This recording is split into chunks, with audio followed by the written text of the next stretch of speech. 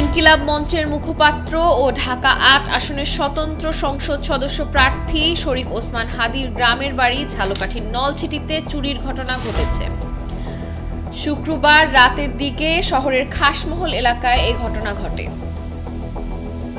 ওসমান হাদীর চাচাতো ভাই সিরাজুল ইসলাম বিষয়টি নিশ্চিত করে বলেন, বাসায় কেউ না থাকার সুযোগে চোর জানালা ভেঙে প্রবেশ করেছে। ৬টা বাজে বাসা থেকে বের হয়েছি, তখন আপনার দেখি কেন অনেক ভিড়। পরে আসলাম, আইসা আপনার দেখতেছি এখানে অনেক কয়েন পড়ে আছে, মানে ওই যে মাটির ব্যাংক ছিল, মাটির ব্যাংক ভাঙা, মানে পয়সাগুলো সরাই গেছে।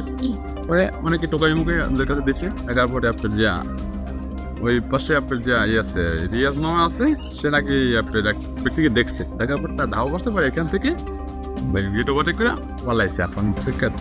নলছিটি থানার ভারপ্রাপ্ত কর্মকর্তা ওসি আরিফুল আলম জানান, আমরা ঘটনাস্থলে গিয়েছি, জড়িতদের দ্রুত আইনের আওতায় আনা হবে। টানা তৃতীয়বার অর্জন করেছে দেশের সেরা সুপার ব্র্যান্ড স্বীকৃতি বসুন্ধরা টিস্যু। প্রথমত নলছিটির বাসিন্দা জনাব হাদিবের দ্রুত সুস্থতা কামনা করি। আমরা খুব ভোরে একটা সংবাদ পাই ওনার বাসায় নাকি চুরি হয়েছে। এই সংবাদের ভিত্তিতে আমরা আসছি। আমরা এসে দেখলাম ওনার ডাইনিং রুমের একটা জানালা খোলা। তো এই ঘটনার বিষয়ে আমাদের পুলিশি তদন্ত অব্যাহত আছে। তদন্তাধীন আমরা দেখব আসলে কোনো কিছু চুরি হয়েছে কিনা। মালিক যাতে অ্যাবসেন্ট ছিল না এখানে, এই জন্য। এর আগে একই দিনে শুক্রবার দুপুর 2:30-এর দিকে রাজধানীর বিজয়নগর পানির ট্যাঙ্কির সামনে রিকশায় করে যাওয়ার সময় ওসমান হাদীকে দুর্বৃত্তরা গুলি করে।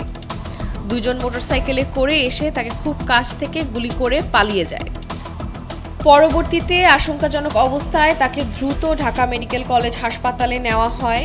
অতঃপর পরিবারের ইচ্ছায় তাকে রাজধানীর এভারকেয়ার হাসপাতালে স্থানান্তর করা হয়। ওসমান হাদীর গুলিবিদ্ধ হওয়ার খবর শোনার পর তার পরিবারের সদস্যরা একই দিন বিকেলেই ঢাকায় পৌঁছান। তাসরিহা আব্দুল্লাহ, ডেইলি সান।